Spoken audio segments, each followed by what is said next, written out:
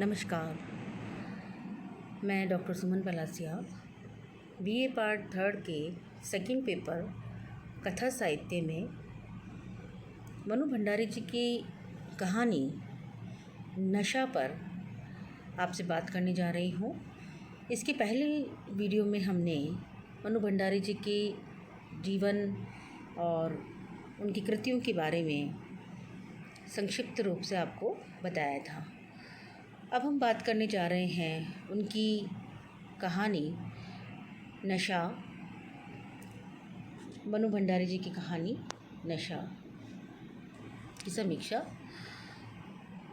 जैसा कि हम सभी जानते हैं, भारतीय संस्कृति में नारी का अपने पति के प्रति समर्पणशील एवं निष्ठावान बने रहना पहला धर्म है। और इस आधुनिक युग में भी नारी की ये धारणा पूर्ण रूप से नहीं बदल पाई है। आज भी अपनी संस्कृति से जुड़े रहने के कारण सारी विपरीत परिस्थितियों से समझौता करके नारी आज भी अपने पति को ही अपना सब कुछ मानती है। उसे परमेश्वर मानकर अपनी सहनशीलता का परिचय देते हुए वह लाख यातनाएं सहन कर लेती हैं, जिसका उदाहरण हमें नशा कहानी में मनु भंडारी जी ने बताया है कि भारतीय नारी को बचपन से ही पति और उसके परिवार की खुशी में खुशी खोजना ही सिखाया जाता है। उसे यही संस्कार दिए जाते हैं कि पति ही विवाह के पश्चात तुम्हारा सब कुछ है। इन रूढ़िवादी परंपराओं के कारण कई समस्याएं नारियों के सामने उपस्थित हो जाती हैं। और सबसे पहली बात तो ये कि नारी हमेशा आर्थिक रूप से अपने पति पर, अपने पिता पर, कभी पुत्र पर निर्भर रही है। तो इसी निर्भरता के कारण उसका आजीवन शोषण होता रहता है। और मनु भंडारी की कहानियों में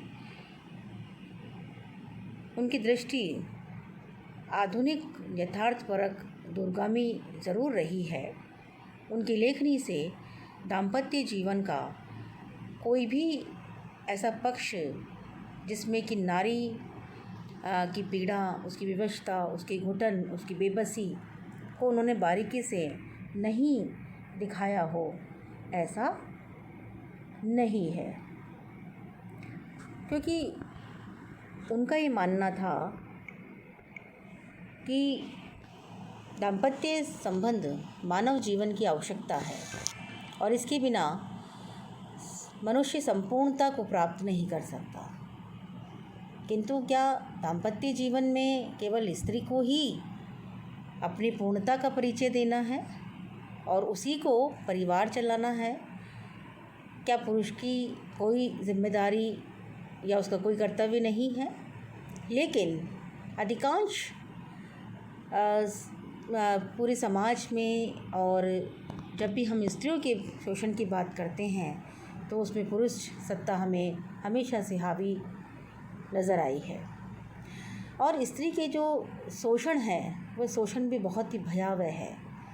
उन पर बात करते हुए ही ऐसी अंदर से पीड़ा होती है, ऐसा दुख होता है, और जो इसे भोगता है वह तो शायद इसे बता भी नहीं पाता होगा, या हम उसके बारे में सोच कर भी हमारे रोंगटे खड़े हो जाते हैं। दाम्पत्य जीवन एक परस्पर विश्वास, सम्मान, समान धर्मिता, पारस्परिक सौहार्द, तन-मन का सामंजस्य आदि आवश्यक तत्वों की बुनियाद पर खड़ा होता है, जो दाम्पत्य जीवन को मधुरता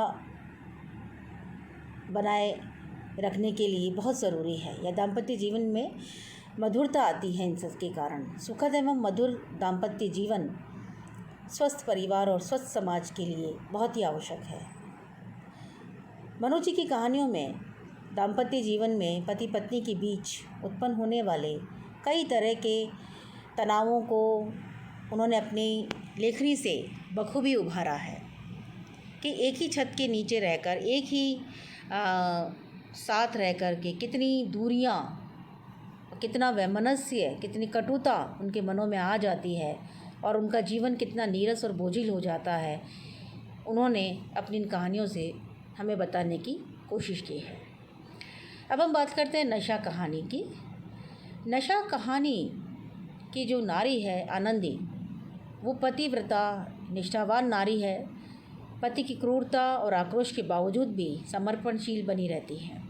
पति शराबी है, बहुत अधिक शराब की उसे लत पड़ी हुई है और इसी शराब के कारण वह इतना अमानवीय बन जाता है कि वह किसी भी प्रकार की यातना देने में आनंदी को संकोच नहीं करता है। वह उसे मारता है, पीटता है, वह भूखी है, प्यासी है, उसे कोई मतलब नहीं है।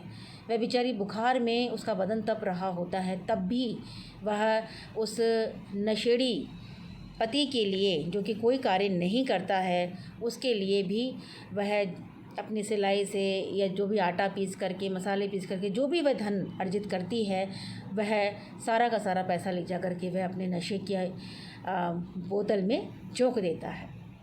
अपने सारे समस्त कर्तव्यों को, अपनी सारी जिम्मेदारियों को भूलकर वह अपने बेटे किश्नू और अपनी पत्नी को बेरहमी से पीटता है, उन पर जुल्म ढाता है और परिवार का कोई भी दायित्व पूरा नहीं करता है। उल्टा चोर कोतवाल को डांटे वाली कहावत यहाँ पर होती है। जुल्मी पति के साथ रहने वाली आनंदी जब 12 साल की थी, मतलब बाल विवाह हो गया था उसका, और बाल विवाह के बाद सास उस पर बहुत अत्याचार करती थी। सास के अत्याचारों को भी उसने बड़ी सहनशीलता से सहन किया। उसके बाद पति के अत्याचारों को भी उसने बेचारी जीवन भर वह सहती रही। इसके कारण उसकी 2 संतानें भी हुई और वह भी ईश्वर के पास चली गई। इसी भुखमरी ने, इसी शराब की लत ने उसके बच्चों को भी ले लिया। अब उसकी एकमात्र संतान किश्नू उसके पास थी, जिसे भी शंकर बहुत बुरा व्यवहार करता था। ऐसा लगता था कि शायद वो उसका बेटा है भी या नहीं, ऐसा व्यवहार वो उससे करता था। और इन सब को देखकर आनंदी से बिल्कुल भी सहा नहीं जाता था। कब तक सहती वह? अपने पिता और माता के बीच इस झगड़े को देखकर, रोज़ रोज़ की इस लड़ाई को देखकर किश्नू एक दिन घर छोड़कर शहर चला जाता है। शहर जाकर वह कोई दुकान पर काम करने लग जाता है, वहीं वह विवाह भी कर लेता है। और 12-14 वर्ष बाद जब वह गांव लौटता है, अपनी माँ को वह लगातार पत्र लिखता रहता है। उन पत्रों में कहीं भी अपने पिता का जिक्र नहीं करता वह। और जब वह गांव आता है तो वह बहुत ज़्यादा कुछ उसमें परिवर्तन नहीं होता है, परंतु अपनी माता को जब वह देखता है कि उसी हाल में, उसी तरह आज भी उसका पिता उसका शोषण कर रहा है, उस पर अत्याचार कर रहा है, उस पर जुल्म कर रहा है, तब वह उससे कहती है किश्नू से कि चल किश्नू, अब मुझे भी अपने साथ ले चल। मैं अब एक दिन भी इस घर में रहना नहीं चाहती हूँ, क्योंकि बहुत सह लिया मैंने, अब मुझसे नहीं सहा जाता। पति की यातनाओं से परेशान होकर वह बेटे के साथ अपने चली जाती है। और अब बेटे और बहू उसका बहुत ध्यान रखते हैं, बहुत आराम से उसे रखते हैं, परंतु यहाँ भी आनंदी अपने पति की याद में उसके बारे में ही सोचती रहती है और आस पड़ोस से सिलाई का काम ले लेती है और उनसे जो उसे धन मिलता है, उससे जो रुपए मिलते हैं, उनको मनी ऑर्डर करके शंकर के पास भेजती है, क्योंकि वो शराब नहीं पिएगा तो उसकी तबीयत बिगड़ जाएगी। और इसी कारण वह सोच कर हमेशा उसके बारे में सोचकर उसे पैसे भिजवाती रहती है। ये क्रम चलता रहता है।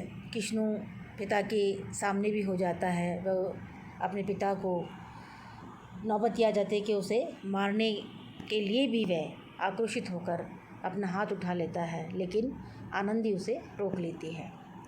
तो इस प्रकार ये केवल आनंदी की ही कहानी नहीं है, ये भारतीय नारी का अपने पति के प्रति अगाध प्रेम और समर्पण है। सब कुछ अत्याचार सहकर भी वह सारे दुखों को सहन कर लेती है और इस कहानी के अंतर्गत आनंदी भी अपनी सारी पीड़ा को, अपने सारे दर्द को छुपाकर अपने पति को, जब तक उसमें जान थी तब तक वह उसके लिए पैसों का प्रबंध करती रहती है और अपने बेटे और बहू से छुपा भी लेती है। परंतु ये कार्य एक पतिव्रता स्त्री ही कर सकती है। यह दर्द, ये पीड़ा, ये घुटन सिर्फ आनंदी की ही नहीं, अधिकांश भारतीय नारियों की है। जिस घुटन, अवसाद और बोझ में वह जन्म लेती है, उसी में वह अपने आप को स्वाहा कर देती है। तो ये इस कहानी के माध्यम से एक तो मनु जी ने नारियों की जो पीड़ा है, उनका जो दर्द है, उसको बखूबी दिखाने की और हमारे सामने भारतीय नारी की जो वस्तु स्थिति है उसे लाने में मदद की। और इसके साथ ही साथ कि शराब कितना जानलेवा पेय है, फिर भी लोग इसे नहीं छोड़ते हैं। परिवार के परिवार तबाह हो जाते हैं इस नशे की लत के कारण। परंतु ये नशा ही इन मर्दों का, इन पुरुषों का अमृत है। और जब भी कोई तनाव हो या कोई परेशानी हो तो ये नशा ही उनका एकमात्र तनाव दूर करने का साधन हो जाता है। तो क्या तनाव स्त्री को नहीं होता? क्या वह परेशान नहीं होती? क्या उसे दर्द नहीं होता? परंतु शराब पीकर अपनी आर्थिक स्थिति को तो ख़राब करना ही है, परिवार को भी तबाह करना है। तो ये कहानी हमें शराब जैसी इस जानलेवा जो पदार्थ है या शराब का जो नशा है वो कितने परिवारों को तबाह करता है, इसके कितने हानिकारक परिणाम हो सकते हैं, उसके बारे में भी हमें आगाह करती है। और उसके साथ ही साथ कि स्त्री का सशक्त होना, उसका आत्मनिर्भर होना, उसका आर्थिक रूप से सुदृढ़ होना, उसका सामाजिक रूप से सुदृढ़ होना और समाज में उसे एक उचित सम्मान मिलना चाहिए, ये भी बहुत आवश्यक है। इसकी भी हमें दरकार है।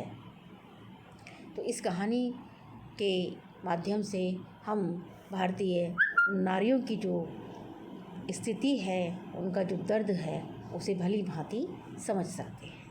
धन्यवाद।